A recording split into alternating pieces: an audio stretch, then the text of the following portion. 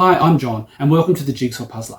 Today I thought we would have a look at a particular brand and style of puzzle, which is a little bit unusual and different from many of the other puzzles that I presented or that you see in stores anywhere. It's a series called Bepuzzled Classics. They come in boxes like this, and they're quite a hefty, weighty box, and that's because there is not just a jigsaw puzzle inside here. I have 3 of them in the series, but there are others. This one is Agatha Christie, this one is Alfred Hitchcock, and this one is the Orient Express. All 3 of them are mystery puzzles. So what does bepuzzled mean by mystery puzzles? So let's have a look at the back of the box here. And what does it tell us? It tells us that it is a mystery jigsaw puzzle and that it contains the Orient Express 10-page mystery by Bruce Whitehill, so obviously a spin-off of the classic Murder on the Orient Express, plus a 1,000-piece jigsaw puzzle. And it says, classic mysteries with a challenging twist. And there are 3 steps to solving this puzzle. In fact, I think we'll find that it's 2 puzzles. One is the jigsaw itself, and the other is the mystery that it talks about here. There are 3 steps: read, assemble, and solve. Firstly, you have to read the 10-page mystery that comes inside the box. So let's open it and have a look and see what all the pieces are. I have never done one of these puzzles before. I've got 3, as I say. This one here I bought second-hand at an op shop. The Alfred Hitchcock one I was given as a Christmas present by one of my family members, and the Agatha Christie one I think came as a birthday present many years ago, and I've never even opened the box. So it's about time that these puzzles got done. So inside the box we have our 10-page mystery by Bruce Whitehill, and it's a story which includes both Hercule Poirot and Miss Marple, the main detective characters from Agatha Christie's novels. Now, the Murder on the Orient Express only has Hercule Poirot in it. Miss Marple does not appear in that one, so this is a spin-off, fan fiction, if you like. I note in the back of the book that there is the solution, and the solution is written in reverse, so you have to hold it up to a mirror to read it. So I'm not going to look at that because I'm not too bad at reading backwards. So I don't want to give that away yet, but there's the mystery book. And then we have the puzzle itself. I can see that there's a lot of puzzle dust in this one, so I might have to empty it out carefully. I don't know if anybody has attempted this one previously. There are a couple of pairs of pieces together already. Somebody has opened it because it's stuck together with a band-aid. An unusual way of sticking that together. And yeah, there's a bit of puzzle dust in the box as well. Alright, so box, puzzle, book, and the mystery. So you read the puzzle, you read about Hercule Poirot's voyage to Istanbul and the shocking death of a fellow passenger. You assemble the 1,000-piece puzzle and discover the hidden clues inside the corridors and cabins of the Orient Express. And then you solve the Orient Express by piecing together clues from the story and the completed puzzle. That sounds like a pretty good challenge. And then in not large letters, in red, it says beware. The puzzle is different from the box cover. So this is not the picture on the puzzle. There is no picture. You have to put it together without a picture. So I've never really done a puzzle without reference to the picture at all.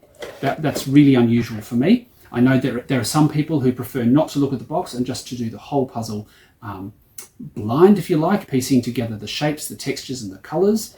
But I have never actually done that. I've done sections of puzzles like that. I'm sure we've all done that.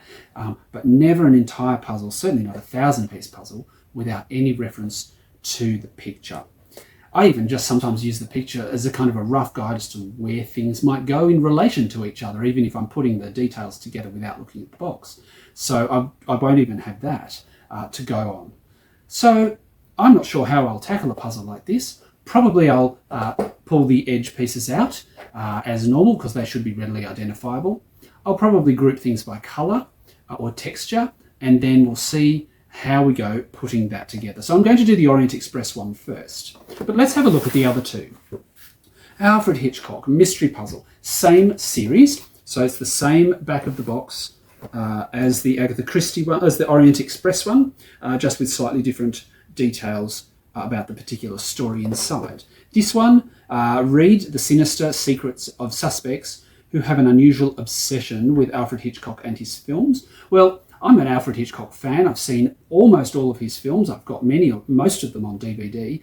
And I'm quite looking forward to having a go at this, to seeing the references that I come up with. Assemble the 1,000-piece puzzle and weave your way through a tangled web of cryptic clues to catch a psychopathic killer.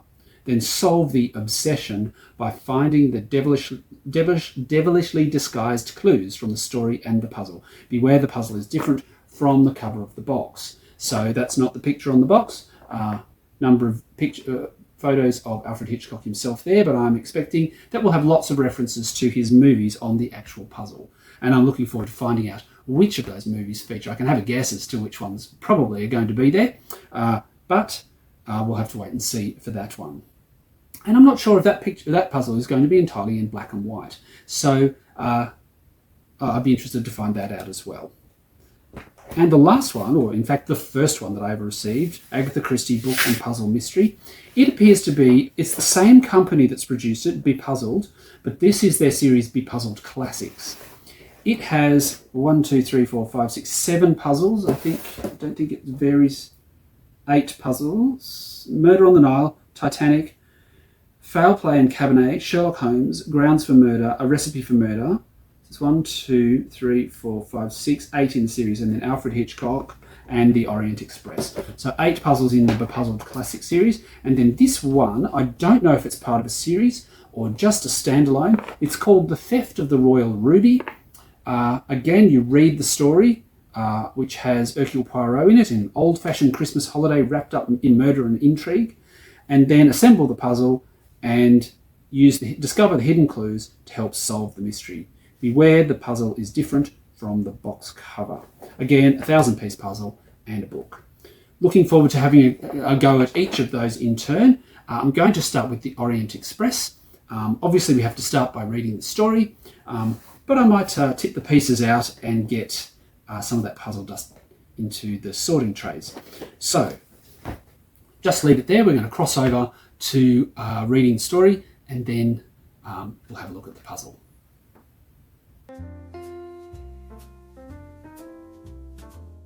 Okay, welcome back. Just a fair warning, this video review contains spoilers, both for the puzzle and for the solution to the mystery that goes with it. So I've done an introduction to the Bepuzzled Classics mystery puzzles. I've selected the Orient Express Jigsaw puzzle, and I've read the story. I'm going to cover quite a bit in this video, so I hope you stick with it, because there's a lot to be said about this style of puzzle. It's the first of this kind that I have ever done, and I would certainly do this again, and I'm going to do the other 2 that I've got. Firstly, let's talk about the basics, the puzzle quality. The pieces are very high quality. Thick cardboard, they sit together nicely. They don't really, oh yes, I could probably pick it up. It's not a very tight fit, and they go together pretty well. It is ribbon cut, but they are irregular shaped pieces, so they interlock slightly unusually, which does make it a little bit easier to put together. It has a gloss finish, which under lights can make it a little bit difficult to see details, but it's not too bad. It's fairly standard kind of gloss finish that a lot of puzzles have. The image itself does not appear on the box, so you have to put this together completely without any reference picture at all. So, an overview of the image. Let's take ourselves around what we have here on the image. We have the interior of one of the cabins on the Orient Express train. We can see a view out the window. There are mountains, snow and forest. There are 2 red curtains. There's part of the seat here with the broderie anglaise headrest. There is an evening dress on this side and a scarf or shawl. There is a hat box, a very pretty floral hat box. There is a green clutch purse or handbag which actually looks like it's made out of AstroTurf, but yeah, green textured. There's a pair of evening shoes, a pair of gloves. There's a tea and sugar and a teapot and sugar bowl with a cup, a single cup. There is a suitcase here with what looks like some sort of kimono, possibly a reference to the dragon kimono from the original Orient Express story, but it doesn't have a dragon on it. There's a photograph of a couple. There's a lamp. There's a hat, a pair of ballet shoes and a string of pearls. There is a fan, a large metal Eiffel Tower, a camera, a train ticket, and a bundle of letters addressed to the victim of the story with another tag attached to it. I'll come back to those, or some of these things, in a while when we talk about the solution. So as I said, this came with no reference picture on the box. So how do you do a puzzle like this? And I didn't find this particularly difficult. What I did was, obviously, I started pulling out the edge pieces because you can identify those quite readily. So I did that, and as I'm pulling out the edge pieces, I'm noticing various colours, textures, and designs. So I started making, if you look on the time lapse, you'll see that I made little piles, as I'm sorting the edges, made little piles of all sorts of other textures. The green from this clutch purse, the writing that's on the letters, the tag and the ticket. I found parts of the Eiffel Tower. I found this checked tartan pattern from the inside of the suitcase, and also the slightly different pattern, not quite herringbone, that is on the lounge, the seat. I found the broderie anglaise from the headrest, the distinctive lace of the evening dress, the floral pattern of the inside of this hat box, and a small amount of the floral from the carpet. I also picked out the sky and as much of the outside, the view through the window, as I could find. I could have picked out the red for the curtains as well, but I didn't. I did that much later. I was getting so many piles that I just figured that I wasn't going to be able to sort the whole lot, so I would just start with those piles, which was a lot more than I'd normally start with. Then I thought, well, I don't know where anything is in the puzzle. I don't know what any of these things are except the sky view through the window. I could identify that. But apart from that, everything else from the shapes, or just from the loose pieces, didn't really make any sense about what the object was. So I started with the sky. So I pulled together the edge pieces for the top of the curtains and the sky. They were very easy to identify, just the red and the plain blue. I put the sky together. I put the curtains together with the edge of that create the edge with the view outside, and then pieced together the mountains and the snow, or as much of it as I had out in the piles. So that to me was an obvious place to start.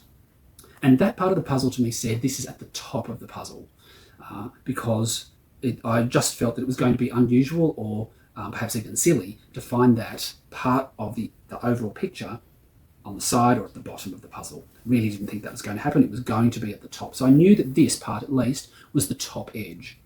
So then after that I went around and pieced together the edge pieces and then started also to piece together some of these groups of things, including the writing. Now, the writing always makes it easy. I didn't know which way up it went, whether the writing on these letters was going to be upside down on the image or the right way up, the same with the ticket, but at least I could put those together and I could turn the bundle as a whole if I needed to. So I put those together, I put the bag together, I pieced together the parts for the hat box.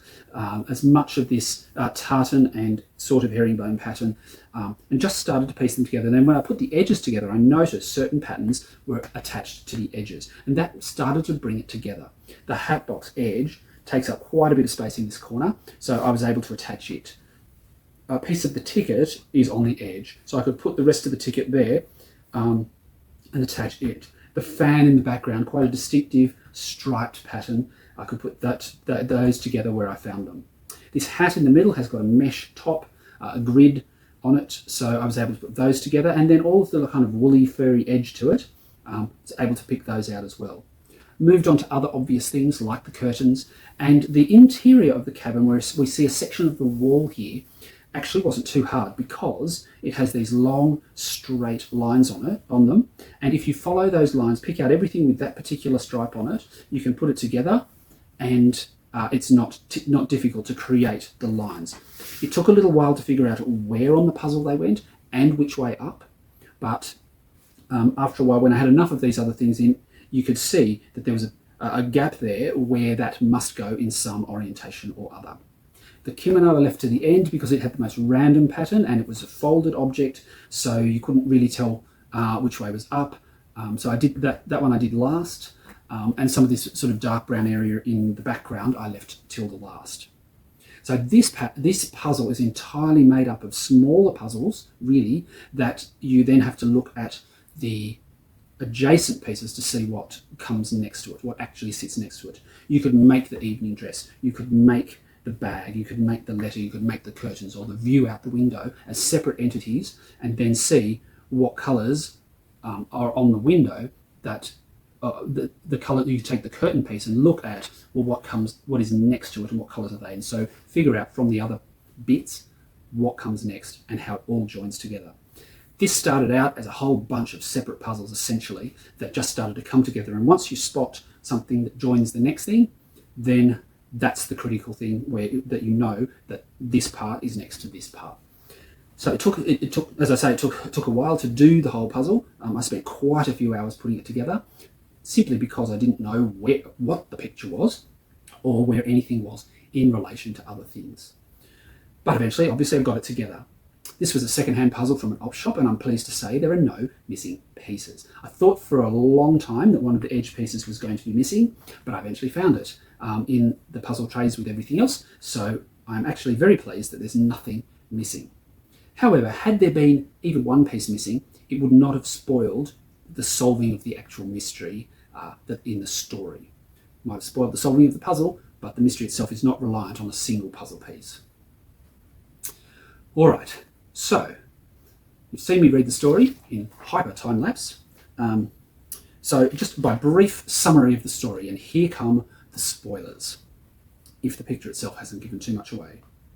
We're on a train. We're on the Orient Express. There are 1, 2, 3, 4, 5, 6, 7, 8 passengers. Monsieur Hercule Poirot is in the first cabin. Emily van der Graaf in cabin 32.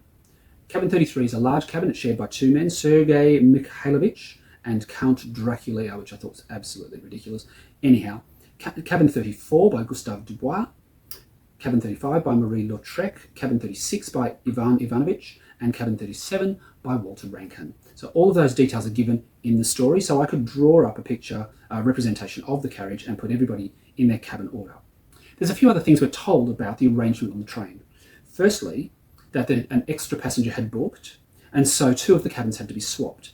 Cabin 33 and 35, the occupants were swapped. So Marie-Lautrec was originally supposed to be in 33, but one of the two gentlemen booked late, and so the train company had to swap the two cabins so that the two gentlemen could share a cabin and Marie could have a cabin on her own. The two gentlemen were not happy about having to share because one of them had originally booked a single cabin and the other one had come on later. All right. The other thing we need to know is that cabins 33 and 34 have an adjoining door. It's lockable from both sides. It was locked from one side and not the other when the murder is discovered. The murder victim is Gustave Dubois in cabin 34, so the middle cabin here, the one with the adjoining door.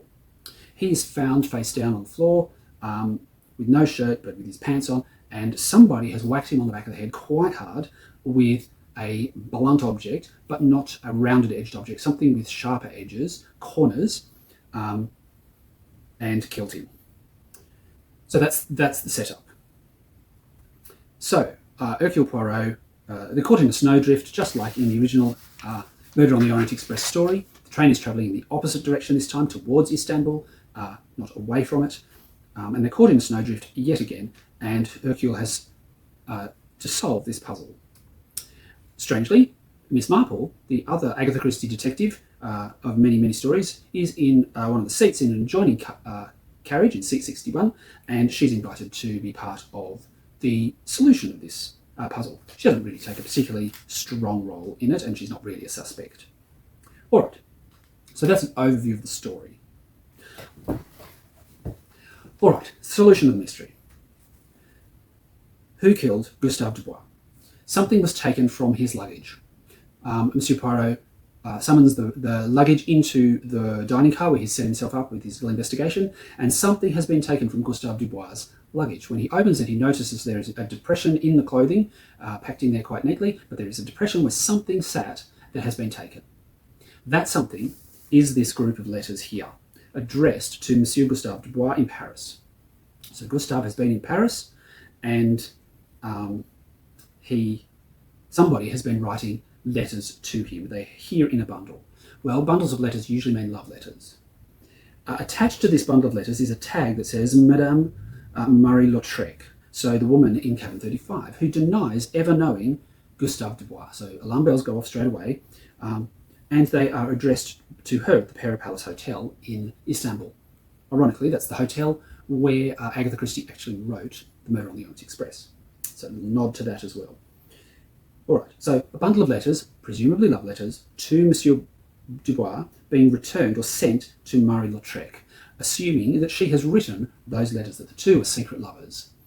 Now, Monsieur Dubois is a wealthy industrialist. He has connections with a couple of the other passengers in the train, in the carriage, people who work for companies that his company has taken over and restructured and made people redundant or unemployed. So there are a few other people here who have potential issues with Monsieur Dubois, but this points to a love interest with Marie-Lautrec. The other thing is that when the cabins were switched, the occupants of the cabin, Marie was supposed to be in cabin 33, the one next to Gustave Dubois, with the adjoining internal door, so that they could carry on their love affair.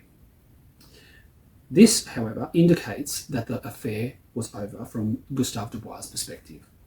He was returning the love letters to her. If we have a look in her room, and this is a picture of her room, you see all the accoutrements that she has brought with her. But she also has the letters from him.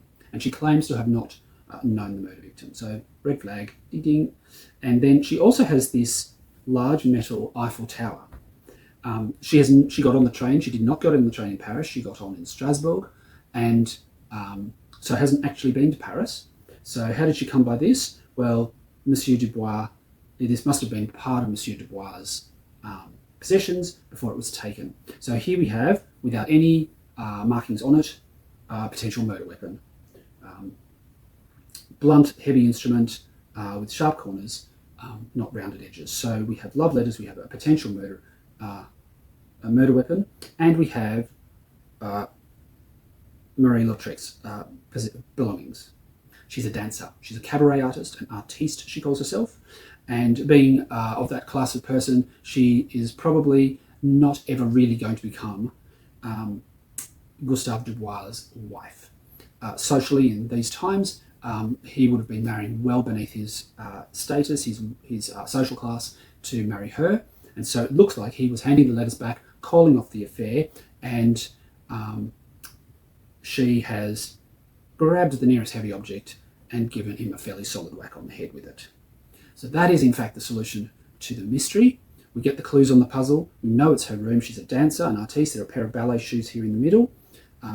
So we know it's her room. And she has the letters and the murder weapon in her room, in her possession. So there we have it, the Bepuzzled classic puzzle mystery, jigsaw puzzle mystery. Puzzle solved, mystery solved, and it was pretty enjoyable.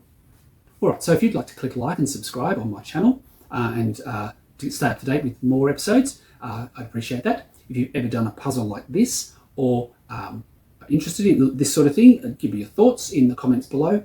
I'd look forward to hearing from you. And thank you for watching.